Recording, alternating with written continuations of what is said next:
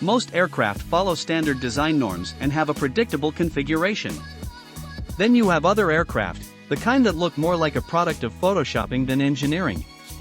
Some are simply unique, and others are downright weird. Today we will pull together a list of all the weirdest planes and give you a peek at 20 of the strange aircraft that creative engineers have dreamed up over the years. Number 1. Bardhiny Bereave VVA-14. Picture a bizarre-looking mashup of airplane, submarine and marine components, and you will begin to understand how the Bardhiny Bereave VVA-14 arrived at its strange appearance. The VVA-14 was a Soviet Union response to the fear of a US submarine-driven nuclear assault. This craft was intended to be an amphibious vehicle capable of taking off from land or water.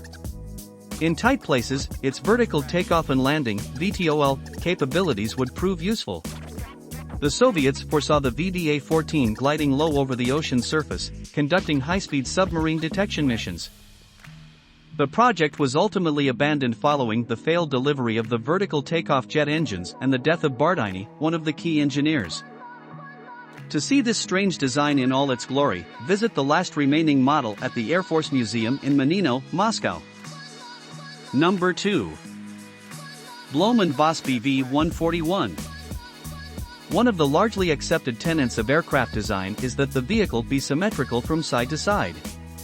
The Blohm & Voss BV-141 threw that convention out the window in favor of a main fuselage which housed the power plant and a secondary crew cabin located further out on the wing. While it may look counterintuitive, the asymmetrical design is surprisingly functional in more ways than one.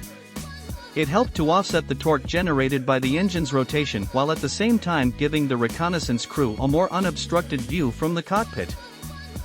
Despite these positive design attributes, only a small number of BV-141s were ultimately produced since the Focke-Wulf was already doing a satisfactory job running air reconnaissance. Number 3. Boeing B-377PG Pregnant Guppy or Super Guppy. Don't you just love it when a weird plane has a weird name to go with it?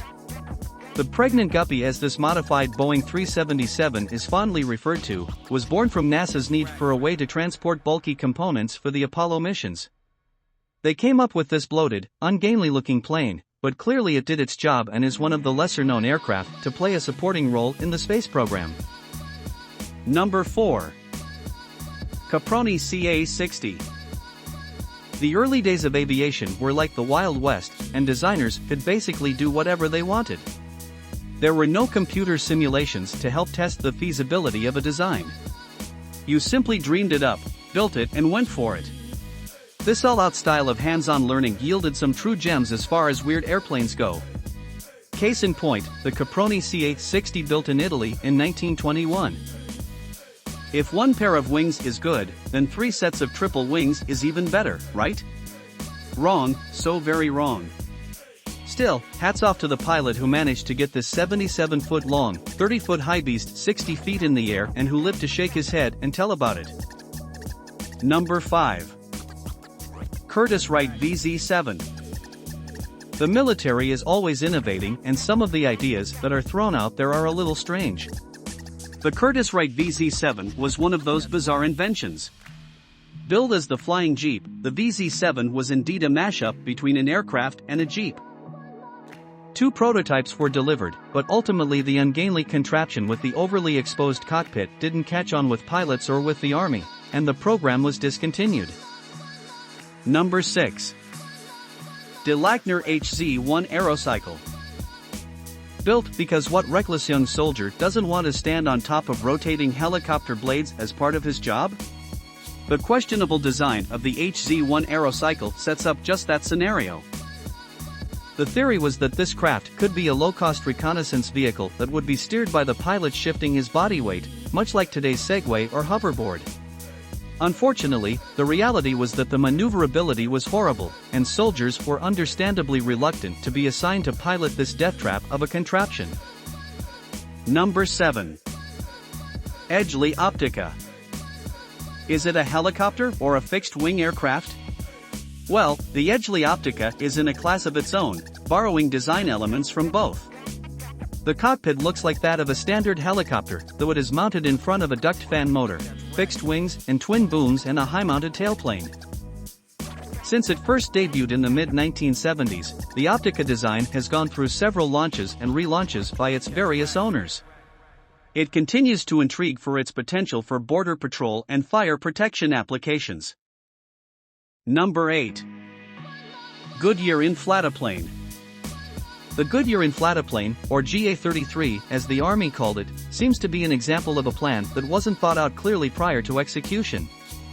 Goodyear pitched an idea for a compact, portable aircraft that could be dropped to down airmen trapped behind enemy lines. The entire airplane could be carried in the back of a jeep or truck. How is this possible? That's the problem. As you can guess from its name, the Goodyear Inflataplane is indeed inflatable. Understandably, the Army eventually decided that a blow-up aircraft with a 55 mph max speed isn't exactly a practical extrication vehicle that a pilot would want to trust his life to. Number 9. Grumman X-29. Did they put those wings on backwards? No, that is just the design. The Grumman X-29 is one of those aircraft that look like someone took all the standard airplane parts and then assembled them in a very bizarre configuration. Instead of extending perpendicular to the fuselage or being angled slightly aft, the wings on this strange aircraft are inverted and point towards the nose, giving it quite a strange appearance. The bizarre design was a flop, and the X-29 was a very aerodynamically unstable craft that didn't live up to its billing as a fighter jet. Number 10. Hafner Rota Buggy. Americans weren't the only ones experimenting with an airborne jeep. The UK toyed with their own version, called the Hafner Rota Buggy. This version took a Willys Jeep and added helicopter blades on top to make a cartoon-like vehicle of which only one was ever produced. The single test model did carry out a successful 10-minute test flight, reaching speeds of 65 mph and an altitude of 400 feet. Still, that wasn't enough to get this project off the ground. Number 11. Hughes H-4 Hercules. If someone asks you what material aircraft are usually made of, metal seems like a safe generic answer, right? Usually yes, but in the case of the Hughes H-4 Hercules, more commonly known as the Spruce Goose, you would be wrong. With metal in short supply during World War II, the US government contracted with billionaire aviator Howard Hughes to construct a large cargo plane capable of transporting troops and supplies from the US to Europe. The catch? Hughes was forbidden to use any metal in his design. A long 5 years later, the war was over by the time Hughes unveiled a massive craft made of laminated birch wood. While the Spruce Goose still holds the record for the largest wingspan of any constructed aircraft, only one was made and the lone goose only took a single flight. With Hughes at the controls, the Spruce Goose flew a total distance of 1 mile over the ocean near Long Beach Harbor before returning to the ground. Today, you can visit the Spruce Goose for yourself, as it is on display at the Evergreen Aviation and Space Museum in McMinnville, Oregon. Number 12. Lockheed Martin P-791. The classic airship gets supersized in this strange conglomeration of aircraft engineering courtesy of Skunk Works. The P-791 is a tri-hull design airship with disc-shaped landing cushions on the bottom. It was developed to run missions as either a heavy-load cargo carrier or an intelligence-gathering vehicle. While the U.S. Army ultimately passed on picking up the P-791, Lockheed Martin is still working with private companies, and you may soon see P-791s flying the skies carrying both cargo and passengers in remote areas like Alaska. Number 13. Lockheed XFV Salmon. Deck space is limited on Navy ships, so there has long been an interest in developing vertical takeoff and landing (VTOL) fighters to protect convoys. The XFV, another Skunk Works production, was designed to fill that need. Looking like a turboprop that somehow got stood on end, the XFV took on the nickname of the Salmon after namesake Chief Test Pilot Herman Salmon, who made the first test flight in June of 1954. Ultimately, the skill sets needed to pilot the Salmon during vertical takeoffs and landings were simply too high, and the project was cancelled a year later. Number 14. Lewin-class MD-160 Ekranoplane.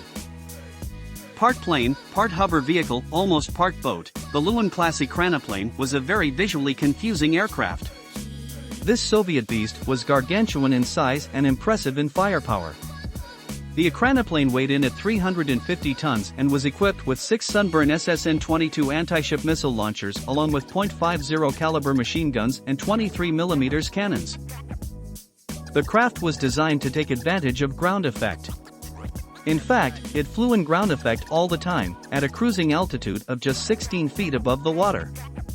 Not only did this improve fuel efficiency and cruising speed, 350 plus mph, but it also rendered the ekranoplane virtually invisible since radar at the time, 1987, wasn't able to pick up very low-flying aircraft.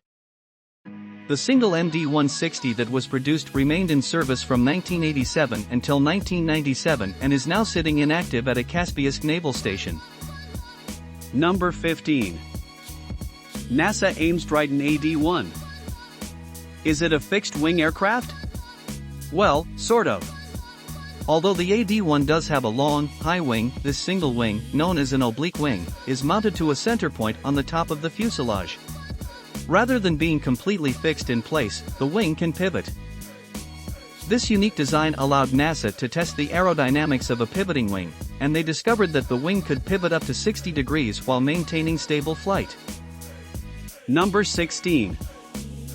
NASA M2F1. Lift is usually generated by wings, but in the early 1960s, NASA started doing testing on the wingless lifting body concept of aircraft construction. The M2F1 was part of that program. Nicknamed the Flying Bathtub, this lightweight unpowered craft helped to test the aerodynamics of a wingless aircraft like that which NASA envisioned using for spacecraft re-entry vehicles. The program was a success, and despite its unconventional look, the M2F1 was a key proof of concept in the eventual development of the space shuttle. Number 17. Sikorsky X-Wing. Luke may have had his X-Wing fighter a long time ago in a galaxy far, far away, but we humans didn't venture into X-Wings until the late 1980s. The Sikorsky X-Wing is an airplane meets helicopter mashup intended to combine the best of both worlds with the speed of a jet paired with the vertical takeoff capabilities of a helicopter. Funded by DARPA and developed for both NASA and the US Army, the X-Wing may have had potential, but the program was scrapped amid budget cuts. Number 18. Snecma Coleoptera C-450. While we Americans were playing with VTOL aircraft in the 50s, the rest of the world was doing the same. The French foray into this arena gave birth to a very weird and ungainly plane known as the Snecma Coleoptera or C-450. This annular wing craft placed a jet cockpit atop a barrel-shaped fuselage housing a turboreactor. As with the American VTOL crafts, the pilot had to have a high degree of skill to manage the tricky vertical landings and the transitions between vertical and horizontal flight. On the C-450's ninth test flight, the pilot lost control during the approach to landing and was forced to eject from the crashing aircraft. This brought a quick end to the program. Number 19. Stipa Caproni. In 1932, the Italians started tinkering with the fuselage design of traditional aircraft. The engineer, Luigi Stipa, decided that a long fuselage wasn't necessary, and it took up too much space in aircraft carriers, so he basically cut it off just aft of the wings and the very bizarre-looking Stipa Caproni was born. This experimental aircraft had a stubby, barrel-shaped fuselage that really did look as though someone had hacked off the rear of the craft. The hollow fuselage enclosed both the engine and propeller so that the aircraft functioned much like a single-duct fan. This was intended to increase thrust. The resulting Stipa Caproni was quieter than aircraft of the time and had a slow landing speed of 42 miles per hour. Unfortunately, in addition to improving thrust, the entubed propeller design also caused extensive drag, limiting the Stipa Caproni's top speed to just 81 miles per hour. Ultimately, the Italian Royal Air Force decided not to move forward with the design, so only a single unit was built, but the design did influence future jet engines. Number 20. Vought V-173 Flying Pancake. The US Navy's official name of this weird aircraft is the Vought V-173, but everyone knows it as the Flying Pancake thanks to its strange round, flying saucer-like profile. The purpose of the odd design was to provide the Navy an aircraft capable of taking off and landing in tight areas. The prototype performed extremely well with low takeoff and landing speeds thanks to the lift-generating design of the disc-shaped aircraft body. Funding was given for an improved version with a target landing speed of 20 miles per hour and a top speed of an impressive 425 miles per hour. Sadly, the initial redesign proved flawed with excessive engine bay vibration, and by the time this was corrected, the war was over and the military was focused on jet aircraft development instead. Thank you for taking the time to watch the video. Don't forget to like and subscribe. Goodbye.